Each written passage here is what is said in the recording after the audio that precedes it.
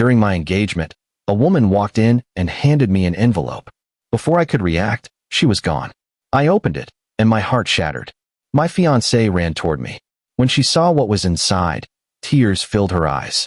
I didn't say a word and walked away. That night, her friends texted me, "What have you done?" My name is Connor, and I'm a 31-year-old civil engineer. I design bridges and infrastructure for a mid-sized firm in Pennsylvania. The work pays well, and I've been proud of what I've built, both professionally and personally. Or at least, I thought I was. 3 months ago, I proposed to Lauren. We'd been together for 4 years. She was a marketing coordinator at a tech startup, brilliant with people, always knew what to say. Everyone loved her. I loved her. The proposal was at her favorite lakeside park on a Sunday evening in late September. I rented a small boat, had a photographer hiding in the trees, and when the sun hit that perfect golden angle, I got down on one knee. She cried. I cried. Her mother cried when we told her later that night. It felt perfect, like everything I'd worked for was finally coming together. We set the engagement party for early December at a boutique event space downtown. Lauren handled most of the planning. She was good at that stuff. Spreadsheets, vendor calls, seating charts. I helped where I could, guest list, catering choices, the bar selection. We invited about 70 people. Friends from college, co-workers, family. It was supposed to be the beginning of everything. The party was on a Saturday night. I remember the date because it was December 7th, exactly 3 months after the proposal. The venue had these floor-to-ceiling windows overlooking the city, soft amber lighting, a live acoustic guitarist in the corner playing covers of songs we both loved. Lauren wore a navy dress that made her look like she belonged in a magazine. I wore a charcoal suit my brother helped me pick out. We spent the first hour greeting guests, taking photos, laughing at toasts that hadn't even started yet. My mom kept pulling me aside to introduce me to distant relatives I'd forgotten existed. Lauren's best friend kept making jokes about wedding dress shopping. Everything felt warm and right. Around 7:45 p.m., I was standing near the bar talking to my best friend, Tyler, about a project deadline at work.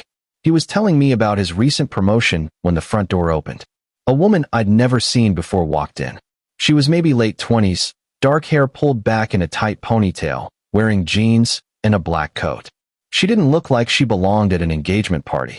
She looked nervous. Her hands were shaking. She walked straight toward me. Tyler stopped mid-sentence. I watched her approach, confused, trying to place her face. Had we gone to college together? Was she someone's plus one?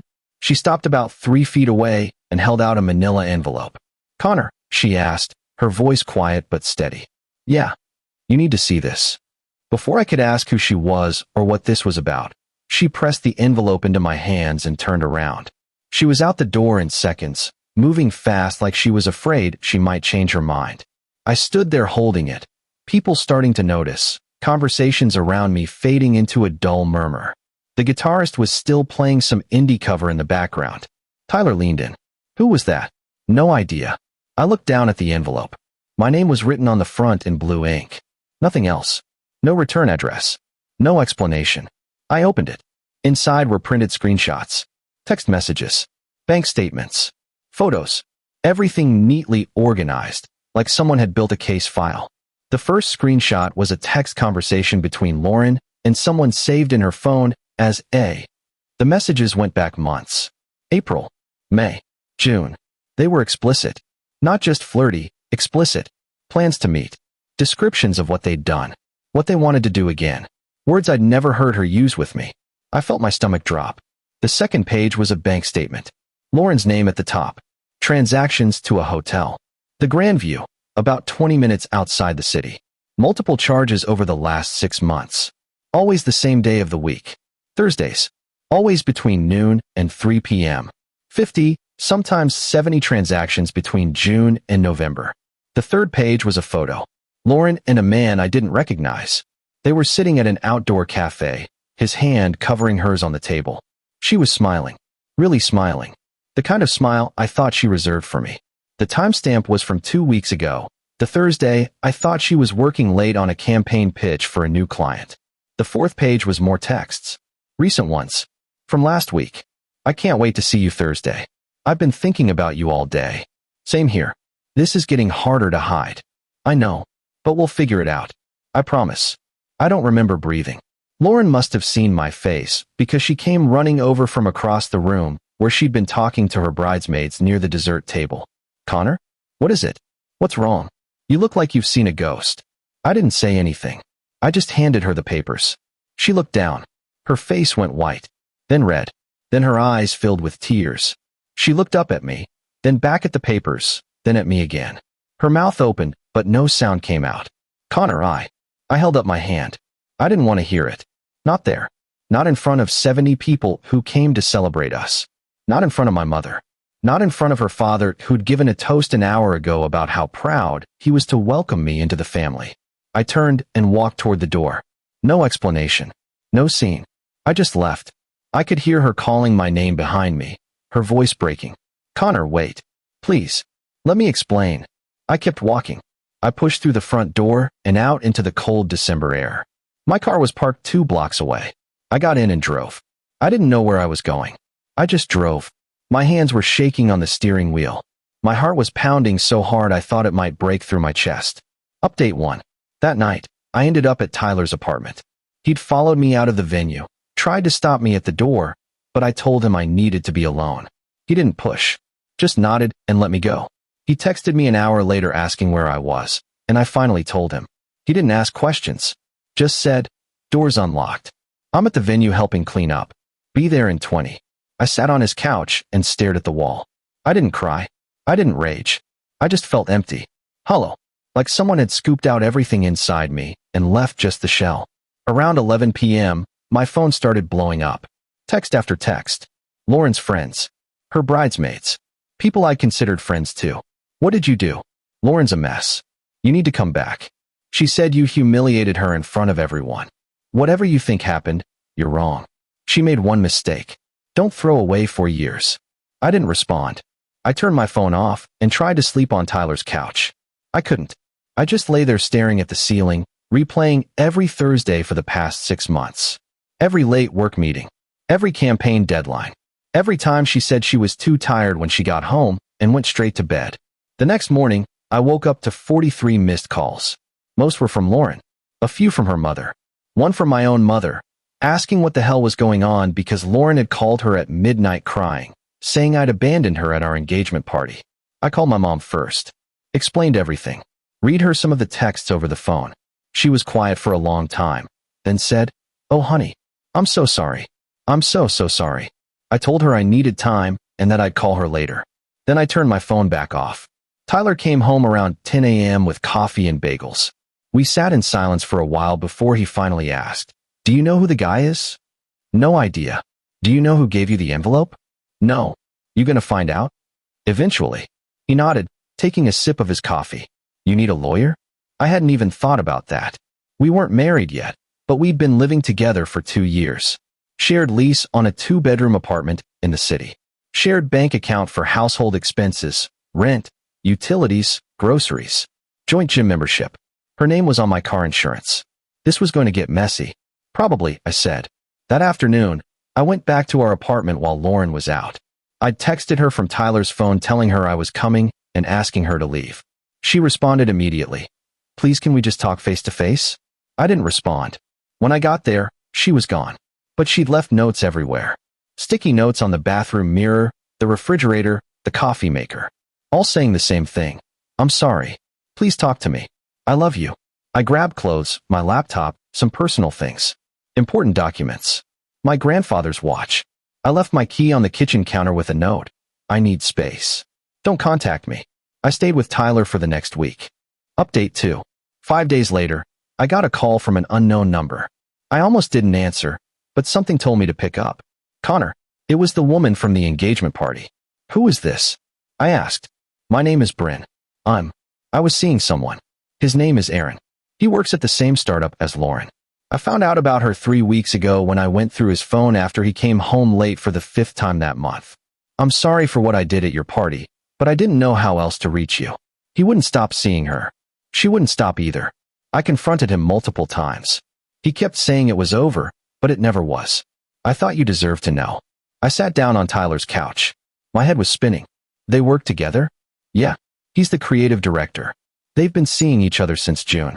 Maybe longer. I don't know." I only found the messages in November, but the texts go back further. I took screenshots of everything before he could delete them. June. We got engaged in September. She'd been cheating on me before I even proposed. Before I spent 3 weeks planning the perfect proposal. Before I asked her father for his blessing. Why didn't you just call me? I asked. I didn't have your number. I found your name through Lauren's Instagram. I saw the engagement party invitation she posted 3 weeks ago. I thought if I tried to contact you privately, she'd intercept it or convince you I was lying.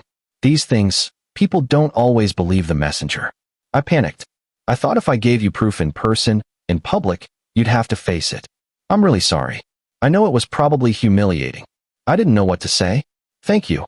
I finally managed. For telling me. I broke up with him, she said quietly. That night, after I left your party, I went straight to his apartment. He was getting ready for bed like nothing had happened. I showed him the engagement party photo from Instagram and told him I knew he was there with her. He admitted everything, said it didn't mean anything, that he loved me, that she was just convenient. But I couldn't stay. I'm sorry, I said. Me too. We hung up. I sat there for a long time. Then I called Lauren. She picked up on the first ring. Connor, please, let me explain. Aaron, I said. Creative director. Since June. Silence. Long, heavy silence. How long have you known? She whispered. Does it matter? Connor, I made a mistake. It was stupid. It didn't mean anything. I love you. I want to marry you. I want the life we planned. I laughed. It came out bitter and sharp, nothing like how I usually sound. You were sleeping with him while I was planning our future. I know. I'm so sorry. It's over. I ended it 2 days ago. I swear.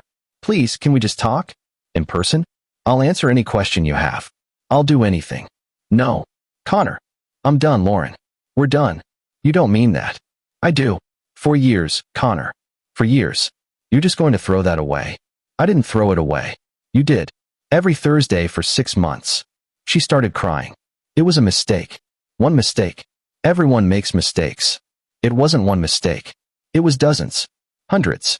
Every time you lied about where you were. Every time you texted him. Every time you came home and kissed me like nothing was wrong. I'm sorry, she sobbed.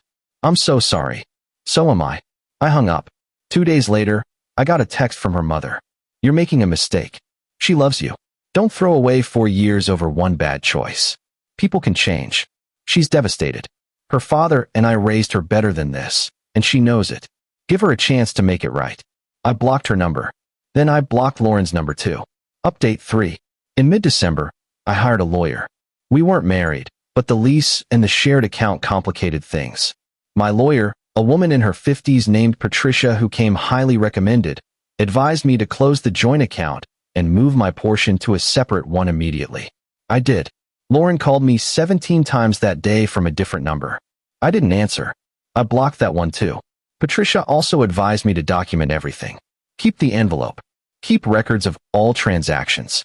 Screenshot any communication. I did all of it. By Christmas, I'd moved into a small one-bedroom apartment closer to work. It was quiet. Empty. Bare walls. A futon Tyler lent me until I could buy a real bed. I didn't decorate. I didn't see the point. My mom offered to come help me set up, but I told her I needed to do it alone. Tyler invited me to spend Christmas with his family, but I declined. I wanted to be alone. I ended up ordering Chinese food and watching old movies on my laptop. It was the loneliest Christmas I'd ever had. On New Year's Eve, I was scrolling through my phone when I got a message request on Instagram. It was from Aaron. I know you probably hate me. I just wanted to say I'm sorry. What happened between Lauren and me was wrong. I take full responsibility. It started as just friendly conversation at work and became something it shouldn't have. For what it's worth, she really does love you. She talked about you all the time. She made a mistake. We both did. I hope you can find a way to forgive her. She's a good person who did a bad thing. I stared at the message for a long time. Part of me wanted to respond, to tell him exactly what I thought of him, but I realized it didn't matter. Nothing he could say would change anything. I blocked him. In mid-January, I ran into one of Lauren's bridesmaids, a woman named Kimberly, at a coffee shop near my office. She saw me, hesitated, then walked over. Hey, Connor. Hey. How are you? Fine. She shifted her weight, clutching her latte. Look, I know it's not my place, but Lauren's not doing well. She's been really depressed. She barely leaves her apartment. She's seeing a therapist now. She knows she messed up. She's trying to make things right. I took a sip of my coffee. That's not my problem anymore. I get it. I do. But she really loved you. She still does. What she did was awful, but people make mistakes. She's human. She had a funny way of showing it. Kimberly looked down at her cup. I told her not to do it. Back in July, I saw them at a restaurant together and confronted her. She swore it was just lunch. A work thing. I believed her because I wanted to. I should have said something to you. I'm sorry. I didn't know what to say to that. So I just nodded. She didn't say anything after that.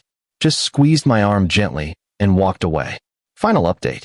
It's been almost 3 months since the engagement party. Lauren and I haven't spoken since that phone call in December. I heard through mutual friends that she quit her job at the startup in January. Apparently, Erin was let go a week before that for undisclosed reasons. Rumors say HR got involved after other employees found out about the affair. I don't know if they're still in contact. I don't care. Bryn reached out to me again in late January. We met for coffee at a small cafe downtown. She wanted to apologize again for how she handled things, and I told her she didn't need to. If anything, I was grateful. She saved me from making an even bigger mistake, marrying someone who didn't respect me. We talked for over an hour. She's doing better now. Moved on. Started therapy too. Dating again, though taking it slow. We're not friends exactly, but we check in on each other every few weeks. It's nice to talk to someone who understands what it feels like to be blindsided by someone you trusted completely. I sold the engagement ring in February. Took it to 3 different jewelers before finding one who gave me a fair price. I lost about 30% of what I paid, but I didn't care. I used the money to book a solo trip to Colorado in March. I needed to clear my head, get away from everything, spend some time in the mountains where things feel simpler. The apartment lease ends in April. Lauren agreed to let me buy her out of it. My lawyer handled all the paperwork. We didn't have to speak. Patricia said she seemed cooperative, almost relieved to be done with it. I don't know where she's living now. I don't ask. I'm still angry sometimes. Not the explosive kind of anger where you want to scream or break things. Just the quiet, simmering kind that sits in your chest and makes it hard to trust people. But I'm working on it. Seeing a therapist of my own now. A guy named Dr. Harrison who specializes in betrayal trauma. Trying to rebuild. Trying to figure out who I am outside of the relationship I thought I was building. My mom asks me sometimes if I think I'll ever date again. I tell her maybe. Not now. But maybe someday when I'm ready. When I can trust again. People keep asking me if I think I'll ever forgive her. Honestly, I don't know. Maybe one day. Not for her. For me. So I can let go of the anger. But right now, I'm focused on moving forward. On figuring out who Connor is when he's not planning a wedding or building a life with someone who didn't value him the way he valued her. I don't regret walking away. I regret not seeing it sooner. I regret ignoring the small signs. The way she'd turn her phone face down when I entered the room. The new perfume she started wearing in July. The gym membership she suddenly renewed after letting it lapse for a year. But I guess that's the thing about betrayal. It's always clearer in hindsight. Tyler tells me I'm doing better. That I smile more now than I did in December. Maybe he's right. I'm starting to feel like myself again. Or maybe a different version of myself. One who's a little more cautious, but also a little more sure of what he deserves. I'm okay. Not great, but okay. And that's enough for now. Edit 1. A few people have asked what happened to the engagement party. We'd paid deposits that were non-refundable, about $4,000 total. Lauren's parents ended up covering most of it since I walked out. I offered to split the losses, but they refused. Said it wasn't my fault. I didn't push it. I appreciated the gesture, though it didn't make any of it easier. Edit 2. For those wondering, yes, I kept the envelope. I don't know why. Maybe as a reminder. Maybe just because I'm not ready to let go of the proof yet. It's in a drawer in my apartment, underneath some old tax documents. I haven't looked at it since that night, but knowing it's there helps somehow. Like proof that I'm not crazy. That it really happened. Edit 3. Someone asked if I ever found out why Bryn chose to reveal everything at the party instead of before. She told me later she'd been debating it for weeks, but when she saw Lauren post about the engagement party with captions about forever and soulmate, something snapped. She said she couldn't let me walk into a marriage blind. I get it now. I'm glad she did it when she did.